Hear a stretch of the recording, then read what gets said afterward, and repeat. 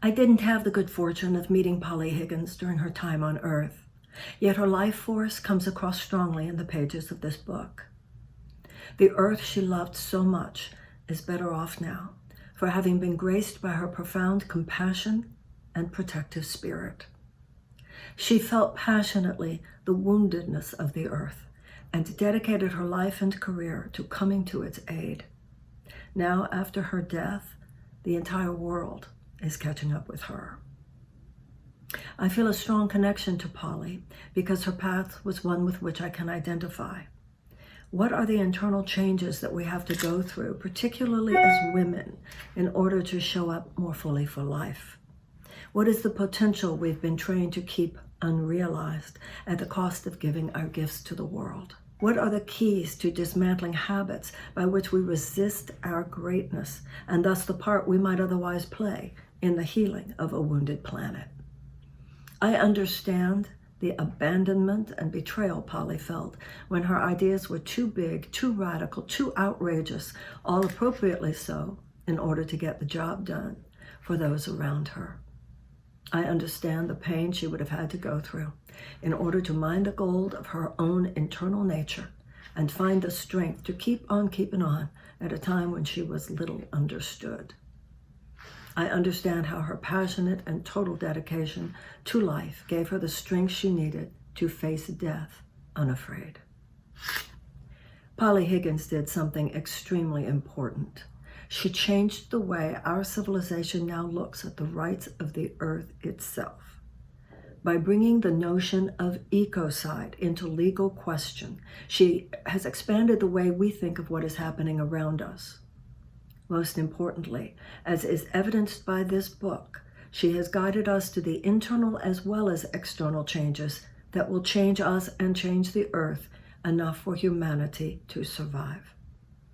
Her illuminating and inspiring insights into the nature of personal evolution display a compassion for people as great as her compassion for the planet on which we live. In her final words written to those who loved her, Polly made clear her belief that she knew life goes on beyond the life of the body. When it does, the gifts that were given while we were on the earth remain to grace it.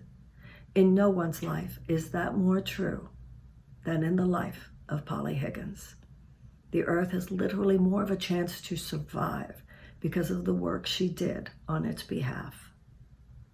To read her words is to be more than inspired. It's also to be humbled. It's impossible to read of her accomplishments and not ask if we ourselves are doing quite enough. If her message is anything, it's that what she did, we can do. Where she was great, we can be great. And if we strive for exactly that, I think we'll be blessed, as I believe with all my heart that she is blessed and is now living in the joy of God.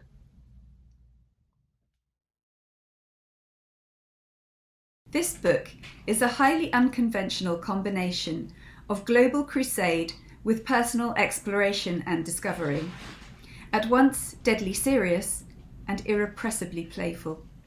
In other words, it's the closest thing you'll get to a conversation with Polly. Polly was a lawyer.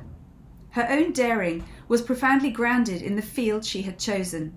She drafted a definition of a law to criminalize destruction of the earth, Ecocide, and submitted it to the UN Law Commission, embarking on a lifelong quest to establish it as a crime at the International Criminal Court. This book arose out of her recognition that we all have the potential to combine our talents with the difference we want to make in the world in impactful ways, if only we have the courage and imagination to do so. As she says, "The greatness lies in self-discernment, where best to put my skills." Ask yourself, who else is creating a new space with the work I am doing? If the answer is none or very few, then you are being invited to help create the new path. Polly had a knack for catalysing change in people, for making them feel completely safe while subtly adjusting their view of the world and increasing their confidence to engage with it. Her indomitable spirit, good humour, and sheer charm in the face of what many considered an impossible task as well as her determined encouragement of others to find their own strength and commitment, fill this book by the bucket load and are a delight to read. What is perhaps less obvious on the surface of these pages is what Polly's husband described as the ruthlessness with which she pursued her quest. There was no such thing as a day off in Polly's world, because she lived and breathed her work. There was often a fierce kind of joy in that. She didn't see it as work, but as life, and as an adventure. I was her closest colleague and friend during the last 4.5 years of her life, and it was never less than exhilarating. Truly dedicating your life to a single purpose has a powerful magnetism, and when your unique purpose is protecting the planet, arguably the biggest game in town, that's doubly powerful. It meant she refused to compromise her vision, and it meant she went without a salary for almost a decade, because only a few enlightened individuals were brave enough to back her, and there was never a penny to spare outside the immediate requirements of the work. There were times of deep despair and doubt, when she felt there was no hope of Ecocide law becoming a reality.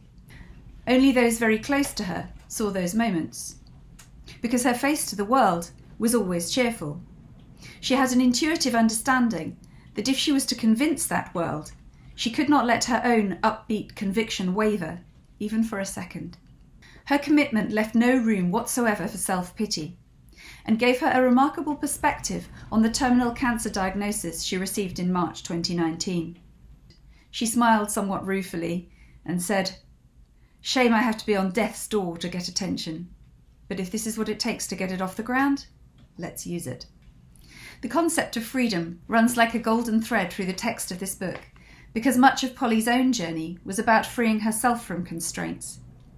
The emotional scars of a difficult childhood, the isolation of long periods of hospitalisation with asthma as an adolescent, the stifling expectations of a traditional Catholic upbringing, the adversarial framework of the courtroom.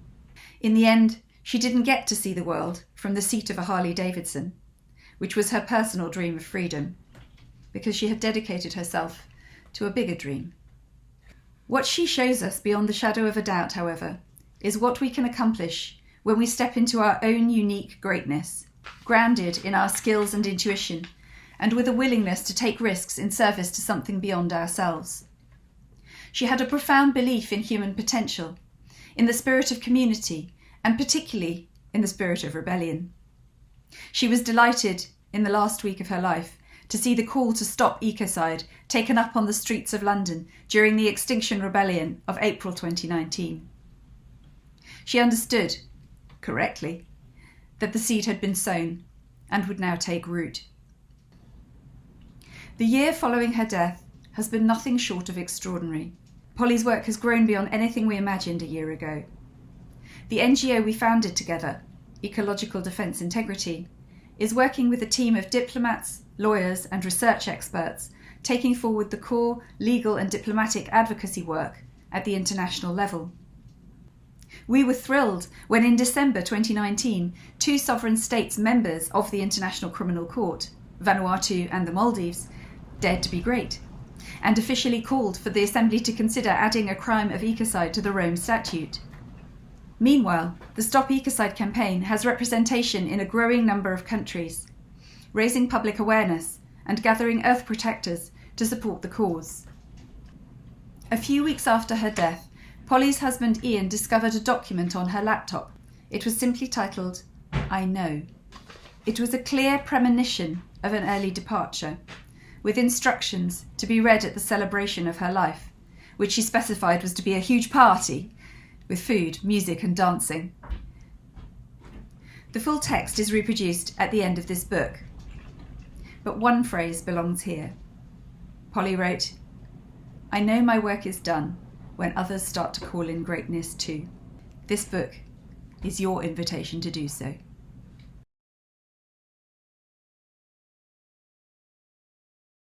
My name is Ian Lawrie, and I'm proud to say Polly is my wife. Not was, but is.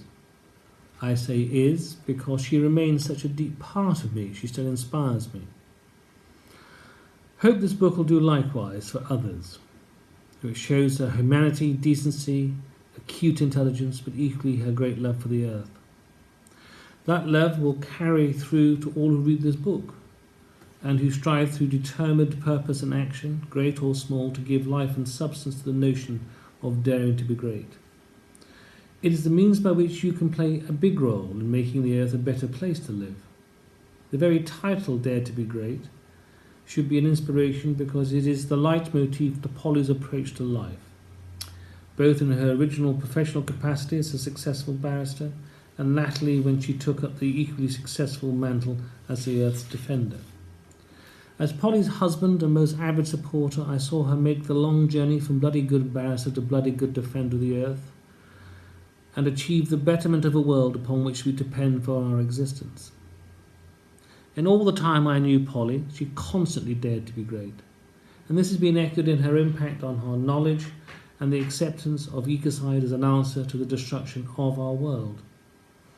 This book not only sets out how you can make that journey to strive and achieve a better world, but in doing so it also echoes the qualities Polly brought to bear when she took on the seemingly impossible task of trying to get humankind to get their ship to change its course from the passage of self-destruction. In daring to be great, Polly is inspiring you to show the same qualities which hallmarked her constant efforts to change the law. By her daring to be great means we have moved beyond the self-doubt of governments and NGOs like Greenpeace, who did not dare to be great because they thought what Polly had to say on bringing about the law of ecocide was too radical. By daring to be great, she has made it now the normative, and you can do likewise. This book will, and I hope, inspire you to echo the following qualities shown in abundance by Polly to help you on your journey. Courage. Daring to be great means having the courage to confront the challenges, great or small, presented by people and organisations who selfishly abuse the world around us. Polly took on such people and such organisations, and this book will show you how you can do likewise. She took the view, let us see who blinks first, and invariably they did. When criticism comes your way, as it will, take this in mind, Polly was always cheered by criticism, and the greater the criticism, the more she was cheered, because she thought, when they're criticising, they're taking me seriously. Humility. Polly was never so egotistical to think she alone could complete the task of changing the law. The nature and magnitude of the task requires many to act in union. It must be a collective spirit, all done with a collective love and desire to change the world for a better place, and that no single person who dares to be great is better than others. One of Polly's many strengths was her desire to be inclusive in the tasks that she set.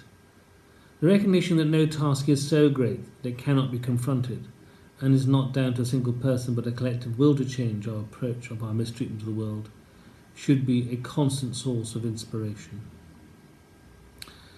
Inspiration, the last quality. Polly was inspiring, but also humble enough to recognise that all of us who care about the world in which we live can tread the same path in giving people inspiration and leadership. Such inspiration is within all of us, and such inspiration you will see is set out in this book. Dare to be great means it all lies in your hands. A better world can be achieved if, without hesitation or inhibition, you too dare to be great, and you keep Polly's spirit and love as your constant companion, as I do, and as she is my constant companion. Thank you.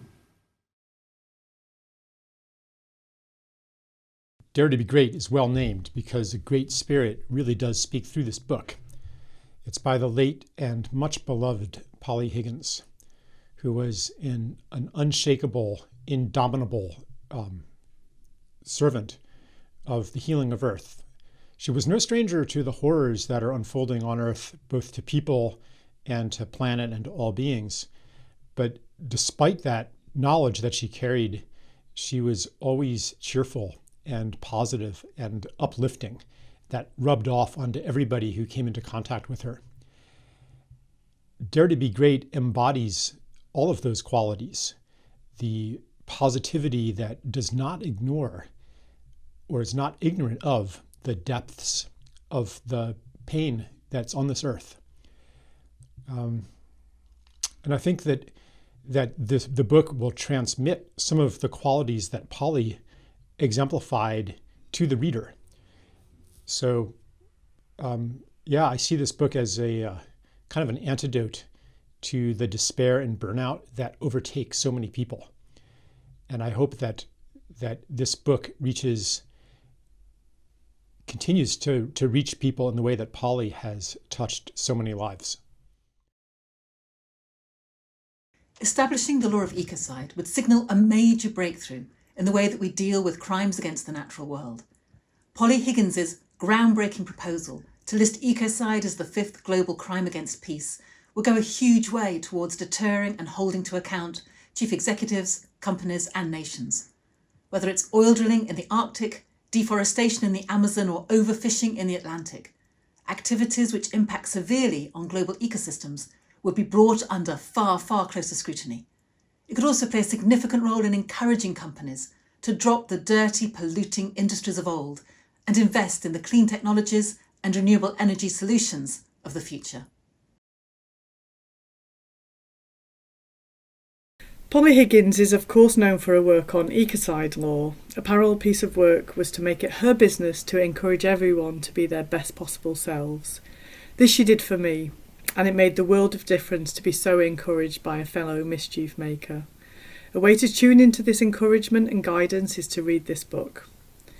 She was a dear friend and major personal inspiration in my life, and her attitude to the law was unlike anyone else's. She was creative with it. She saw the potential of law to provoke fundamental societal change, both by shining a light on where it fell short and by directly pushing the envelope. She once said to me, sometimes you have to break a law to make a law. In 2014, when she wrote this book, 4 years before Extinction Rebellion, she was already writing, "Take it further if needs be. Non-compliance takes courage as well. Civil disobedience is the daring to stand up and speak out from the heart. Refuse to be boxed in. In fact, throw away the box. Free yourself to speak truth to power.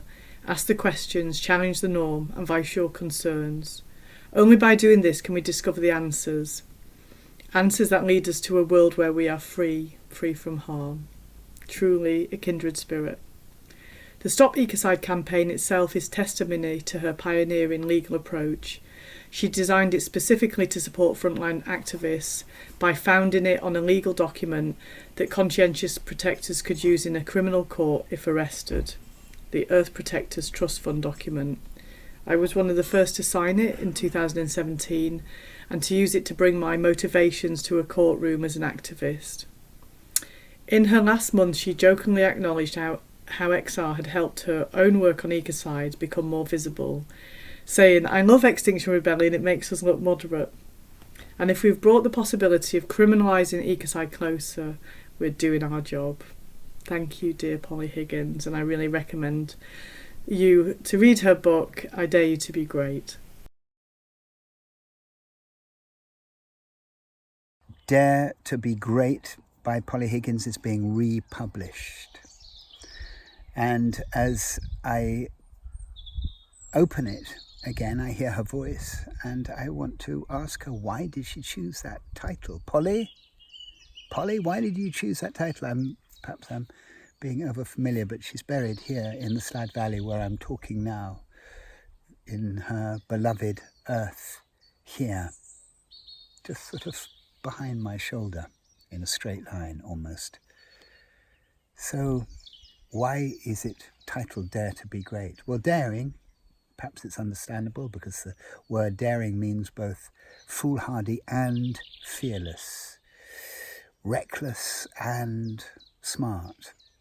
It's dangerous to dare, demanding. It's going out on a limb. But it's also essential if we want to create something new.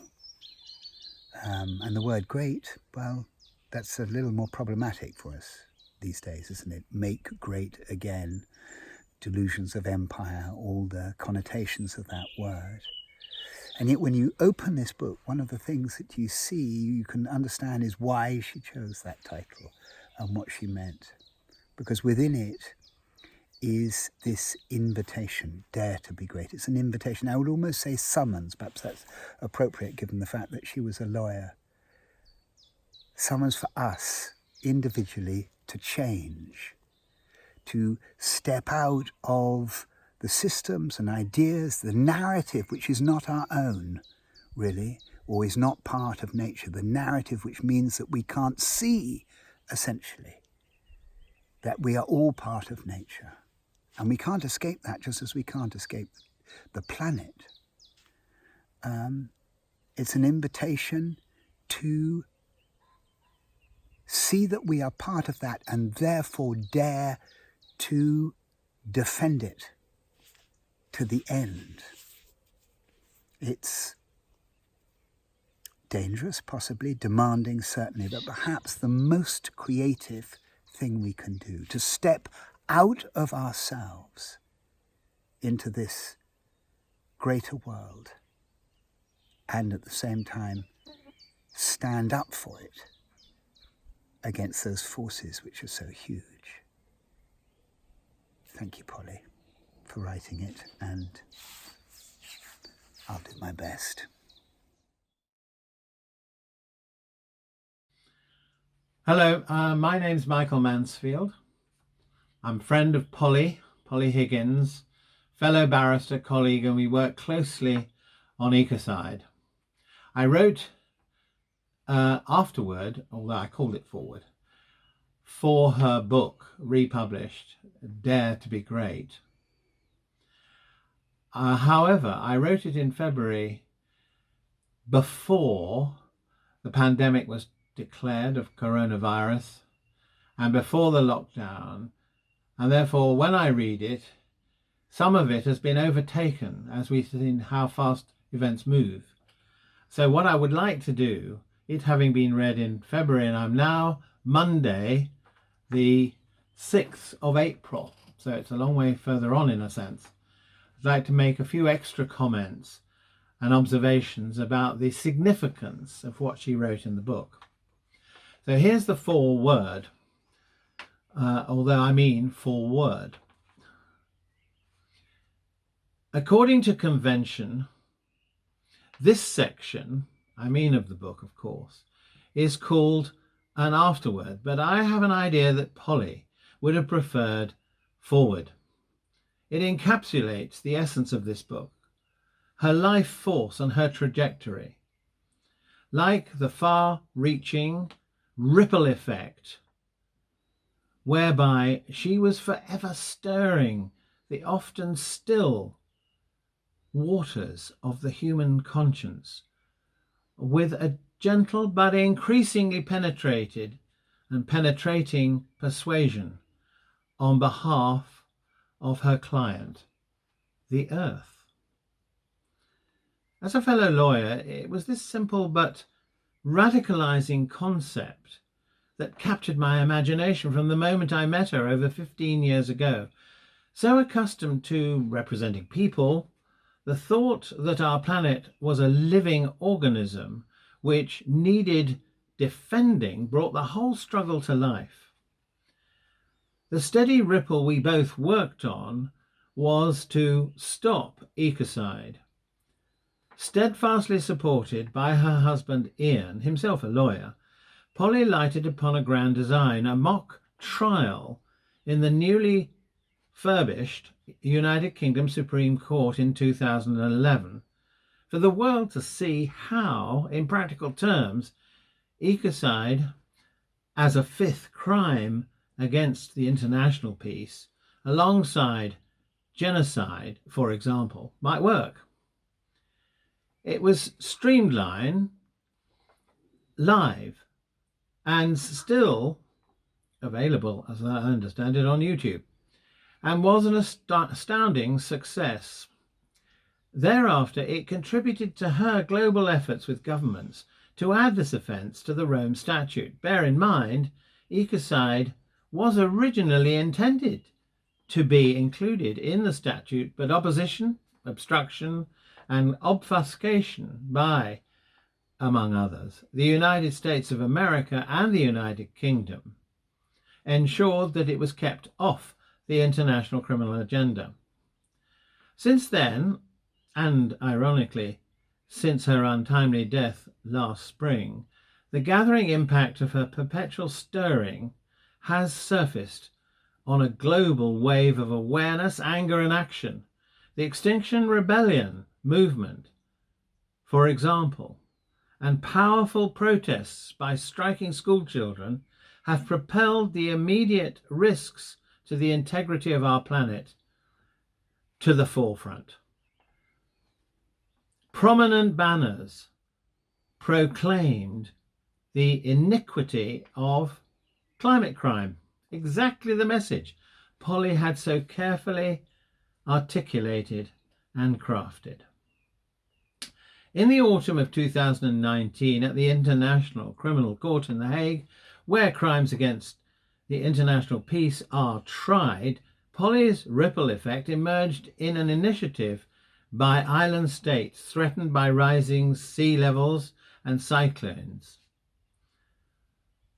The Vanuatuan ambassador called for serious discussion of an amendment to the Rome Statute to finally include ecocide, supported shortly afterwards by the Maldives. This was the first time since the statute was created in 1998 that a nation-state had taken this step. A two-thirds majority of the 123 member states could see this through. We must maintain that pressure.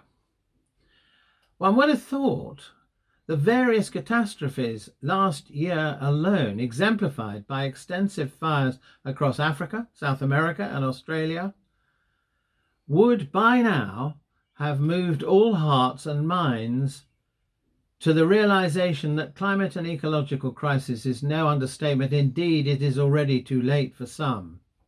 And as I shall say in a moment, of course, this is particularly pertinent in the middle of the coronavirus pandemic.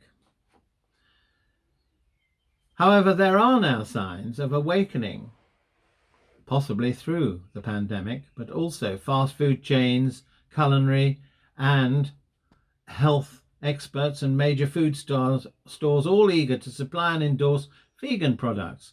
The vehicle and aviation industry desperately, especially now, attempting to be seen to be compliant with climate targets, and recently questions emerging around 5G and 6G technologies, and of course AI.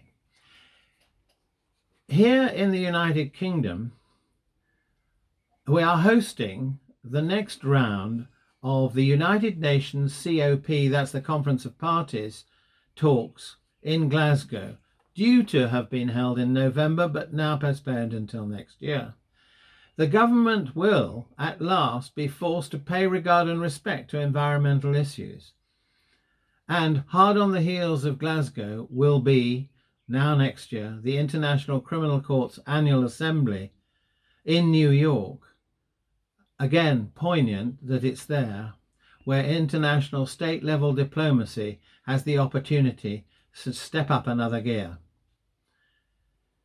It's now quite obviously time to vigorously seize the time, seize the day, carpe diem, stir the waters once more, as she did, as Polly did. Even though we are confronted currently with overwhelming odds, with the thunder of the youthful Greta Thunberg and the lifelong persistence and courage displayed by Polly Higgins.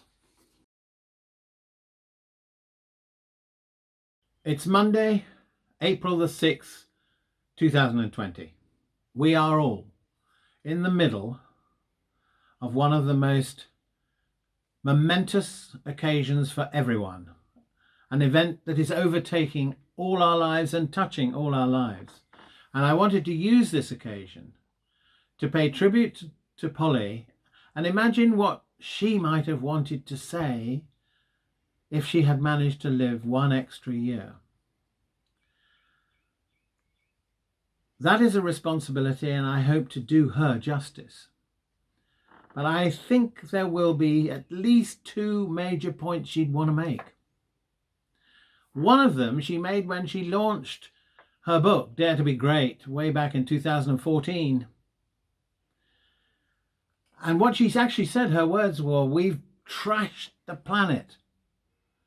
My goodness, have we done that? We've plundered, we've polluted the air, the water, the soil. I think everybody is now aware of how bad it is.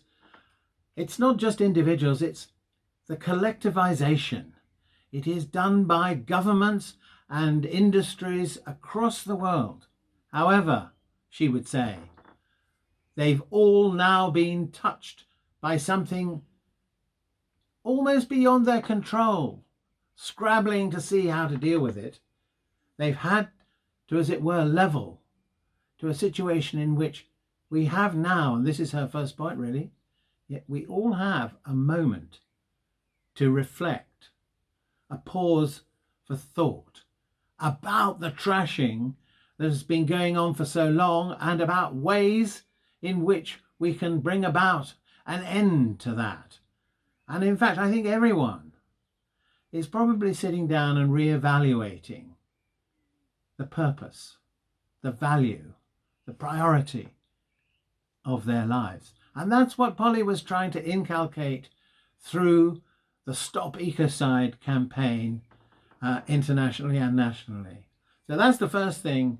We have time to think. We have time to not make the mistakes of the past, to not learn from history, essentially. Otherwise, it'll repeat itself. The second point she would want to make, I think, is a remarkable matter of the evolution of this event over 6 to 8 weeks. She would say to you, when the world needs to make a change, they do. They sit down. They spend suddenly the money. It's as if it's growing on trees. They will build a hospital inside a week.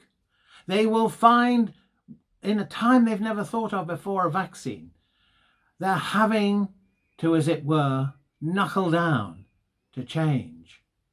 So that automobile manufacturers are turning their minds and their ways to manufacturing kit for the ambulances, for the hospitals, to enable us all to survive. So it can be done. And that's her other point, that if you have a will, there's a way.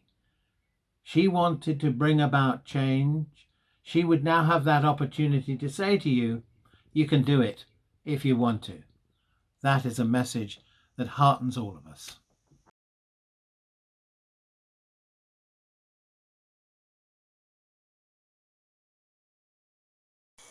Another way of being. Only you can decide what's best for you. Seek out what touches you deeply in your heart. If there is a greater vision of a better world that really makes your heart sing, listen to that calling. Follow that feeling of your heart singing, and you will soon sense the route to take. Of course, following our hearts brings with it the learning of a new set of skills. Skills that cannot simply be read. They can only be learned by experience. How to speak with courage. How to face our personal ecocides. And how to dare to be great. All of this comes about when we commit to a different route. This book can give you a sense of that, but notwithstanding what you read here, what really counts is whether you live it.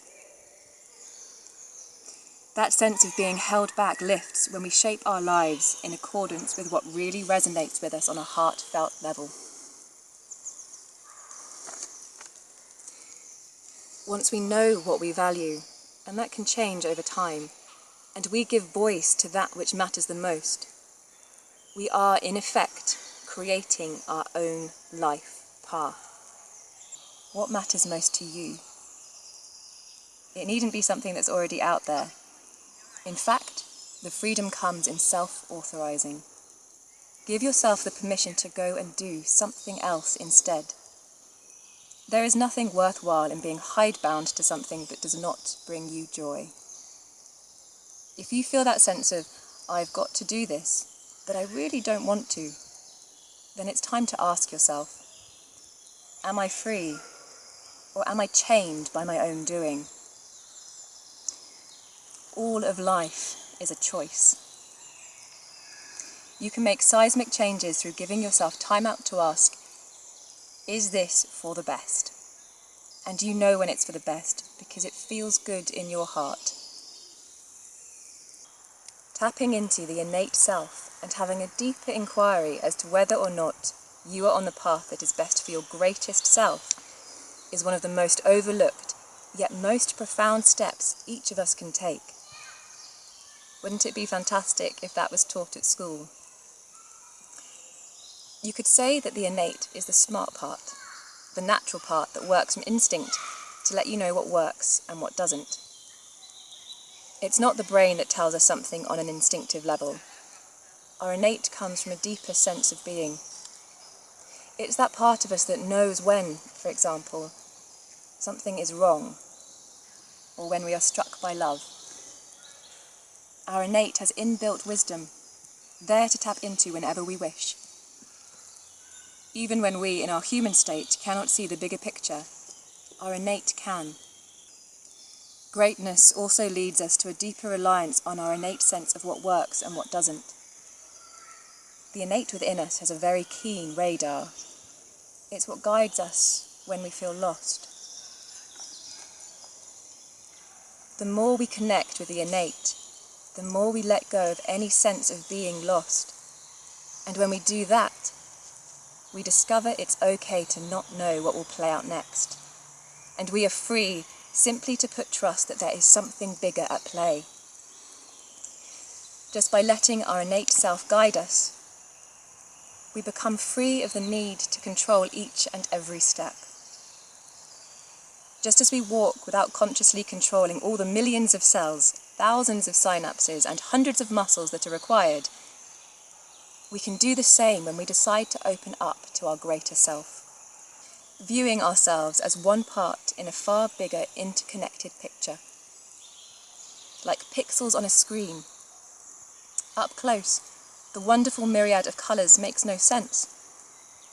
Only when we view it from afar can the bigger picture emerge.